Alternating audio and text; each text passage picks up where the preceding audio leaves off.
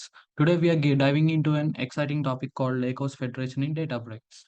So basically this feature is a game changer for data engineers because it enables us to query multiple data sources without the need for complex ETL processes. So stick around to learn how you can set it up and how you can start leveraging in your projects. So, so the agenda of this video is basically I'll cover about what is Lakehouse Federation and why use Lakehouse Federation, and what are the supported data sources that we can connect to, and what are the minimum requirements to set up our Lakehouse Federation, and how to set up. And I'll basically give a demo about it, and what are the use cases and what are the best practices and the limitations. Okay. So what is Lakehouse Federation?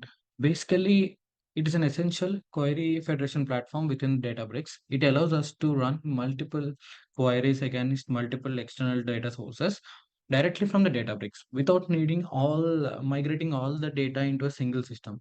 Basically, this whole thing is managed through Unity Catalog, which provides data governance and auditing features. So, with Lakehouse Federation, we can configure own read-only connections to popular database solutions using drivers that are included in ProSQL warehouses, and also serverless SQL warehouses and Databricks runtime clusters. I'll talk about that later. Then Unity catalogs data governance and data lineage tools ensure that the data is accessed and data access is managed and audited for all the federated queries made by the users in your Databricks workspace. So basically, what happens is our company may have the data in different database systems. So instead of extracting that all data into Databricks, we can so through a unified system, we can access all those databases without needing to migrating them. Okay, so basically, this is the main use of uh, Lakehouse Federation, and then we are moving to benefits of Lakehouse Federation. So basically, the Lakehouse model focuses on centralizing data storage to minimize redundancy and isolation. However, our organization might have several data systems in production, and you might need to query the data from those connected systems for various reasons. For instance, you might, sorry, for instance, we might need ad hoc reporting, which is often required on short notice, and that doesn't justify the overhead of a full ETL process. So that's why we need Lagos Federation. Like we can't do the full ETL process when we had to do an ad hoc reporting. And another scenario is proof of concept work, where we need to quickly test ideas with the real data without committing to a full integration. And also during the exploratory phase of new ETL pipelines or reports, you might want to understand the data better before deciding on how to process it and store it. And lastly, supporting workloads during the incremental migration means you can keep systems running smoothly while gradually moving data to your new lakehouse setup. Basically, the query federation allows you to gain insights more quickly by querying data in place, avoiding the need for complex and time consuming ETL processing. This can be especially useful when you don't want to ingest the data into Databricks, when you want your queries to take advantage of compute resources in external database systems. And next, we are going to move, and so there are only supported data. There are only 7 or 8 supported data sources.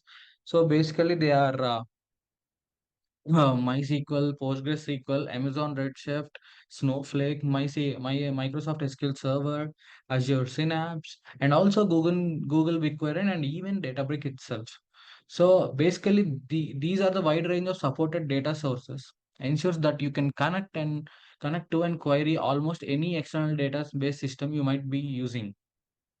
And next, yep, requirements for the setup. Basically, they are for setting up the Lakehouse Federation. Your workspace need to enable for Unity Catalog. This is crucial because Unity Catalog manages the connections and foreign catalogs. Additionally, you need the network connectivity from your Databricks runtime cluster or an SQL warehouse. And the Databricks cluster must use for sure 13.3 runtime LTS or above it. In shared or single user access mode. This I'll show you when I'm creating a cluster. And also SQL warehouses, and also you can use SQL warehouses, which should be pro or serverless. Okay. Next, permissions for the setup.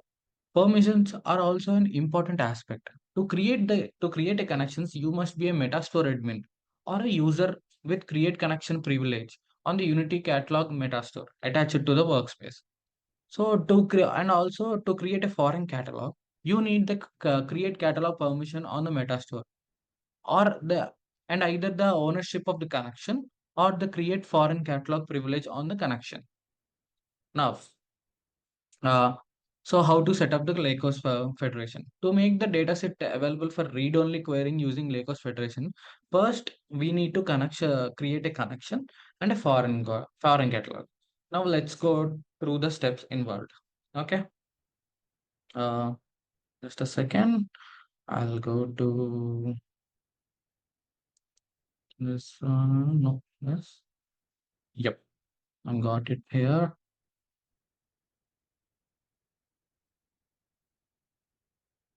So, one second, I'll set this up.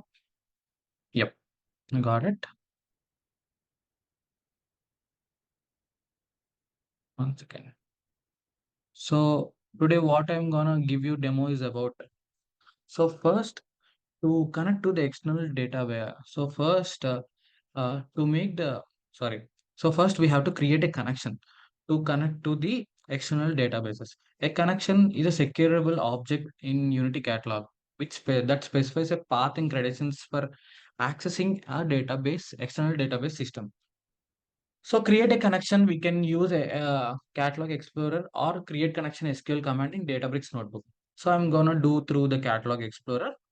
So here, if you enable UC only, you can see this external data. So you have to click on the external data here and go to the connections first. So now we have to create a connection here. Okay. Give me 1 second. Meanwhile, I'll start my cluster. I'll just run it again. Yep. Okay. Now go to the catalog and go to the external data and go to the connections. Now click on create connection. Okay. So in this tutorial, I'm gonna connect you with this Snowflake warehouse. So now I'm gonna show you like connection name. What can be the connection name? It's a keep something Snowflake connection one, and then connection type will be a Snowflake one, and authentication type will be user and password. So now here host.domain.com. So we'll get this host.domain.com from the Snowflake. Okay, in the Snowflake portal, we can get that host.domain.com from here. So now I'm using East US to Microsoft account. So in Snowflake, you can connect to multiple clouds like AWS and Microsoft. Right now I'm using Microsoft account, Azure Cloud. So here, if you copy this, you can copy this account URL from here in the Snowflake.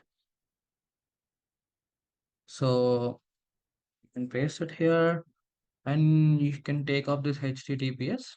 It's not required because we need only .domain.com. This is the domain, Snowflake Computing, and this is our host. And then the port will be always 443 for the Snowflake, and the username password of your Snowflake account. Mine is 7, and the password is, so you can type the password and the Snowflake warehouse. So you have to give the warehouse name here.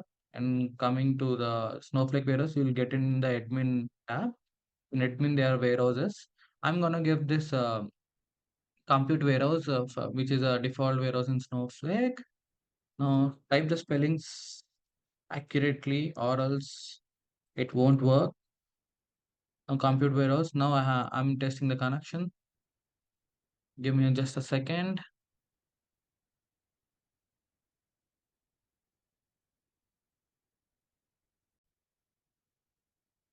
So my cluster is ready here. Now I'm testing the connection. Now I think it should be okay. Give me just give it a minute. Yep, the connection is established and it is verified. Now, so after connecting, you have to create a catalog. Okay. Now go to the catalog again. Now, and go to the catalog again. And now click here the create catalog. And catalog name can be Snowflake data. Okay.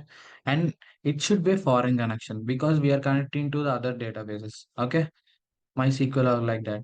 So a foreign catalog is secureable object in Unity catalog, which mirrors a database in external data system, which allowing us to perform read-only queries on the data system in your Databricks workspace. Okay. And we can manage access using Unity catalog, of course. And connection can be this Snowflake connection, and our database name is. So here you can give whatever once again. Yeah. Here you can give so what database you want to read. So that database name. So I want to read here Snowflake sample data. So I'm giving the database name here. Snowflake sample data. Now I am again creating it.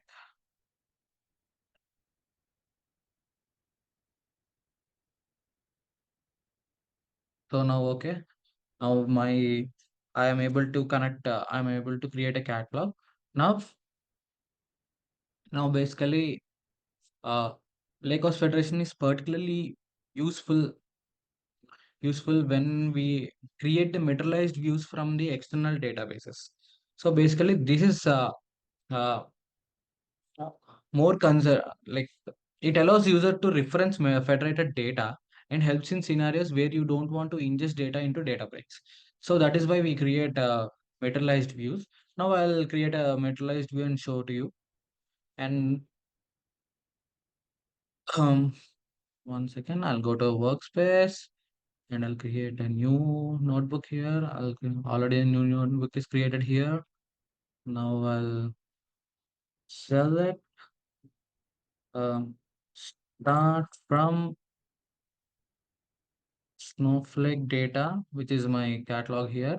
And in Snowflake data, what do I want to? I'll click on this in the tables.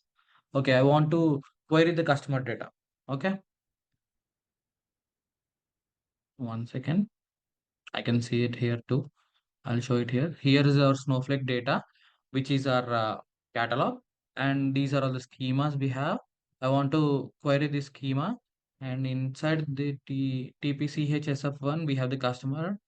So I'll type in TPCHSF1, which is my schema. And now my data is customer. I want to query this data. Yep, customer. So that's it. I'll run that.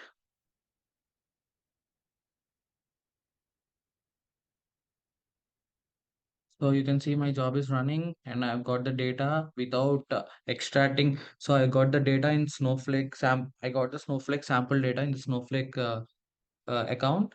So, but without extracting, without migrating it to Databricks, I've got the data. So this is the most beneficial in Lagos Federation. And then now I'm gonna create materialized view. Once again, materialized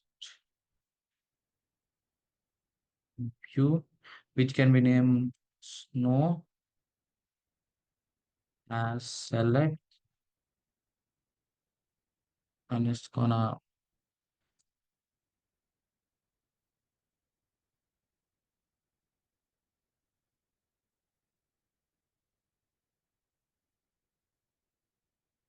create a select materialized view here. So this is my materialized view, and I can uh, so basically this approach is recommended for scenarios where you want to load external data using Lakehouse Federation, particularly for creating materialized views in Databricks SQL. And now coming to the PowerPoint again. Yeah, we done this, we done this. Now you know how to create and set up the Lakehouse Federation in your Databricks workspace, and you know the use cases basically. Uh, and now coming to the limitations, we can only write the queries which are, and the queries basically we write are only read only. We can't do any write operations to that. And the constraint and the number of queries limit also are based on Databricks SQL. And then the invalid table names and schema names, you have to be careful while writing in that. Like it should be it will be in the lower case when it comes to Unity catalog. And and it should be a single user access mode only for the users owning. And then second, and then the and then we are I think we are now I want to conclude this by telling that it is basically it is benefit, because in less time we can query more, and and we can query faster, and without the need of complex ETL process we can query the data. And also, if you found this video useful, please like, subscribe, and leave any questions or comments below. And thank you for watching. And we'll be back with more and more content. Thank you.